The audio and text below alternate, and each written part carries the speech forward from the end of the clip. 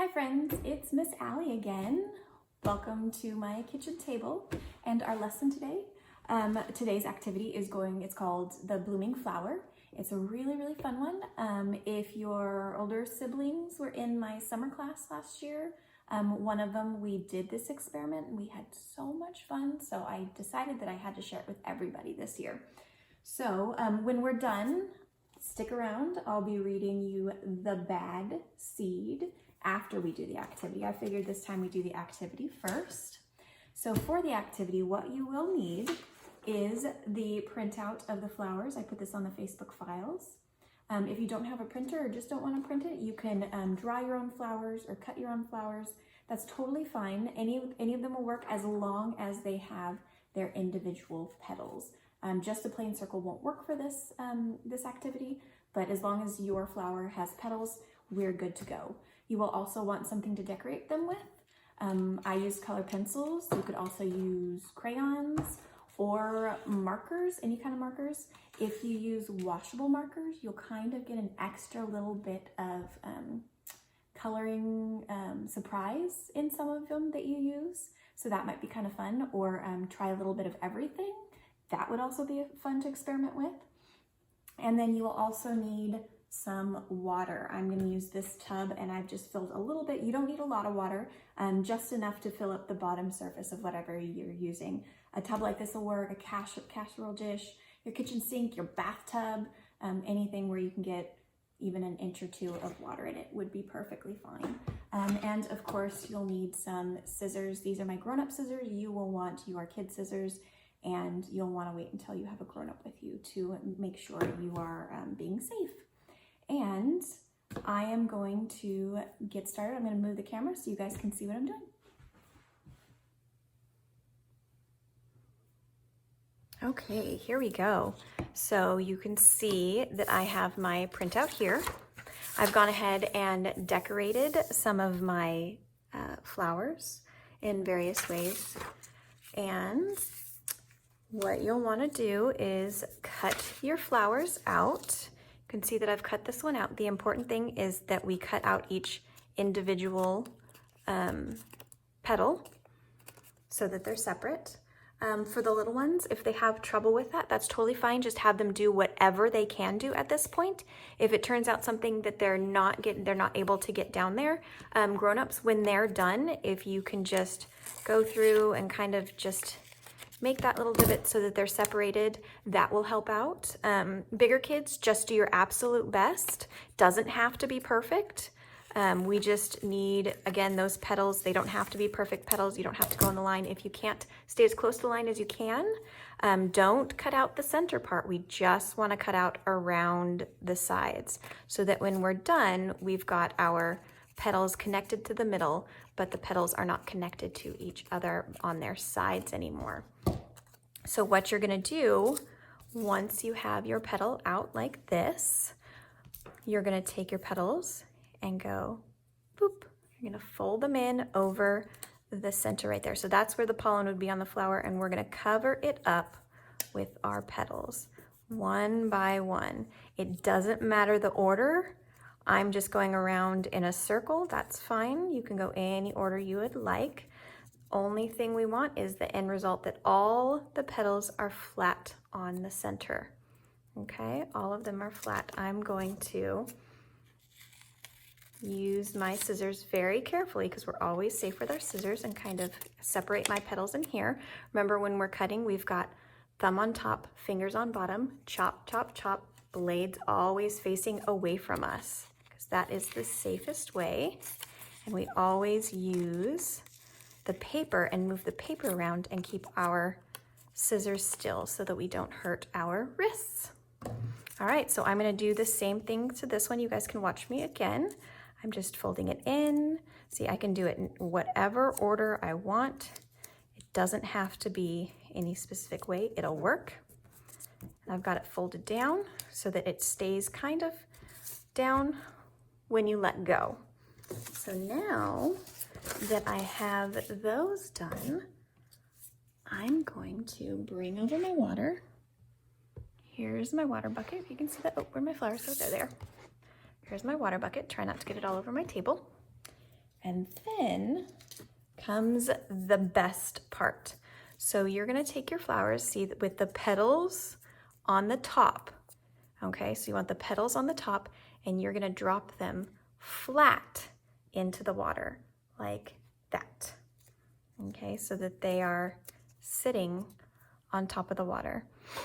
And then we're gonna watch to see what happens. What do you think is gonna happen with these? Let's move it over so you can see better. They are moving all on their own. They are blooming. How fun is that? And, oh wow, look how fast that one went. There you go. How cool is that? They are blooming all on their own in the water. See, what I like to do with this is sometimes I like to do the two flowers like that and race them and see which ones will bloom the fastest. It looks like both of them have one petal that haven't decided that they want to go down yet. So I'm going to give them some time to see if they will. Now, other ways that you can do this activity is by trying different types of paper. So those ones I just used regular, oh, see, that petal finally went down. I just used regular computer paper. Now here I've got construction paper. You can do a couple things. You can print the flowers onto here. You can draw flowers and have your little one trace them. Or I also like to do it this way. I take, this is probably 1/4 of a sheet of construction paper, and I fold it in half like this. This might be a little bit complicated for the smaller ones. You can help them out through every single step. I fold it again. So now it looks like I have a little book. Now this end right here where all of the folds are together, there's no opening right here. I'm gonna hold on to that because I do not wanna cut on that. I'm gonna take my scissors and I'm going to cut like a single petal. To me, it almost looks like an ice cream cone, depending on how big I make the petals. So from here, I'm gonna open it up and I have myself a 4-petaled flower. And from here, I can decorate if I want to, or I can go straight to my experiment and fold that one down, fold that one down, fold that one down, and fold that one down. So remember, this is the construction paper. Now I'm gonna do the same thing on, this is computer paper. I'm gonna do my fold over, my fold over again, and I'm gonna grab on to this corner. It's the corner with all of them there. I don't wanna cut that one. And I'm going to cut my ice cream cone again. Let's see what we've got. There we are. And then I'm going to fold over, fold over, fold over, and fold over. Again, it doesn't have to look pretty, it just has to be flat. Now, construction paper likes to unfold a little bit, so you gotta make them, gotta press a little bit harder. So now I'm going to bring my water back over and take these flowers out now that they're completely bloomed. And I'm gonna put my computer paper and my construction paper in at the exact same time and see which one blooms faster. Ready? All right, let's see. I see the construction paper is already moving. Whoa, that one's going so fast, holy moly. The computer paper's taking its time. There it is, starting to move. Wow, construction paper definitely won this time. So you can do this at home. You can try different colors, see if colors change it. You can try different decorations. Maybe it takes longer for the ones decorated with crayons to open than it does for those decorated with markers. Who knows? Give it a chance. Maybe try different color petals and race the petals. I could color each one of these petals a different color and see which one opens first. Again, I mentioned that if you do it with markers, you may get a fun little color activity. I want to show you one that I did before that I colored with markers. This one is I colored with markers. You can see where the colors kind of bled there. That was a lot of fun. So you could try different, putting different colors together and see if they mix together when they bloom. All kinds of fun activities you can do this. You can make flowers to race with your siblings, your mom or your dad. Lots of fun. You can even write messages in them and put them in there and have them open with the message inside. Oh, I just thought about it. I think that would be so much fun. You can draw hearts in there, write your name in there. You could do different letters in the center. Parents, you could write different letters inside the flowers on the petal without showing your kiddos. Close them up, and then whichever, as they open, your kiddo gets to tell you what the letter is, or the number, or the word, or whatever. I'm thinking of these as they come. They sound like so much fun. Lots of different activities to do with this. So please share some pictures of what you guys do with this activity, the different experiments that you choose to do. If you choose racing, I would love to see how they all turn out. Thank you so much, and I will be right back to read you The Bad Seed. All right, here is The Bad Seed, written by Jory John. Scholastic has given us permission to read these books to you. I'm so excited about it. The reason why I chose The Bad Seed is because we had our flower blooming activity. And how do flowers start out? What's the first thing you need before you can get a flower? You need a seed. You need a seed to plant in the dirt. And eventually you will get yourself a flower. So we're going to read about the bad seed. The bad seed. There's a lot of fun seeds in there. Ooh, there's a peanut, acorn. How fun. The bad seed. I'm a bad seed. A bad seed. Ooh, he does look bad. Oh yeah, it's true. The other seeds, they look at me and they say, that seed is so bad. When they think I'm not listening, they mumble, there goes a bad seed. But I can hear them. I have good hearing for a seed. How bad am I? You really want to know? Well, I never put things back where they belong. I'm late to everything. I tell long jokes with no punchlines. I never wash my hands. Ooh, yuck. Or my feet. Hooey. I lie about pointless stuff. I cut in line every time. I stare at everybody. I glare at everybody. I finish everybody's sentences, and I never listen. And I do lots of other bad things too. Know why?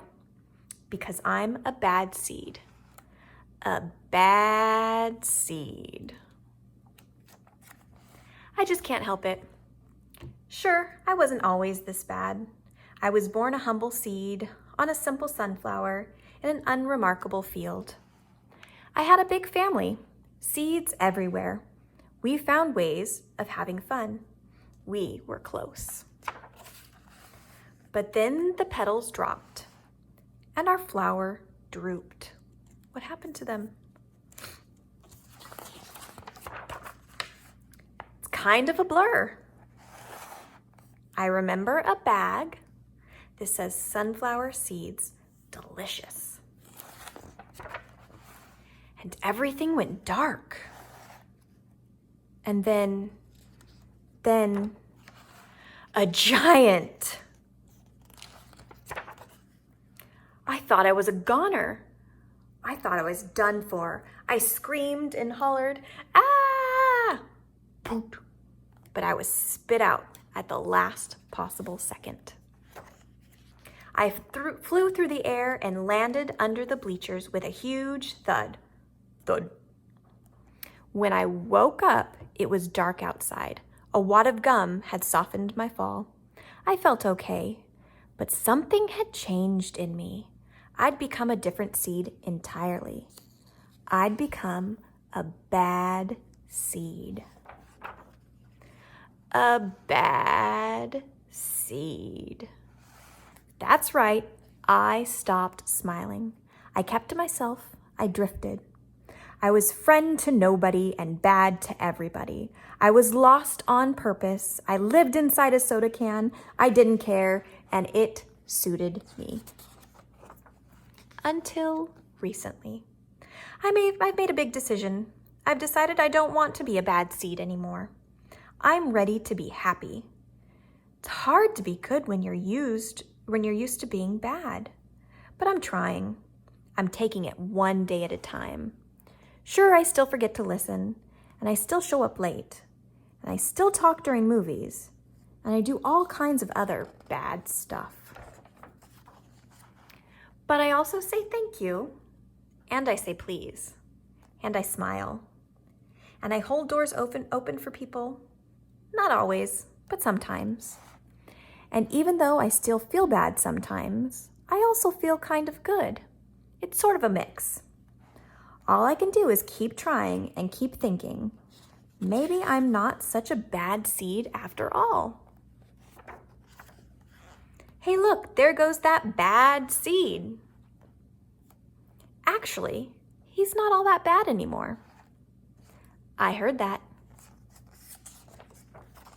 The end. Thank you, friends, for joining me today with our Blooming Flower Experiment and the Bad Seed book. I hope you are all staying healthy and washing your hands, and I'll see you soon. Bye.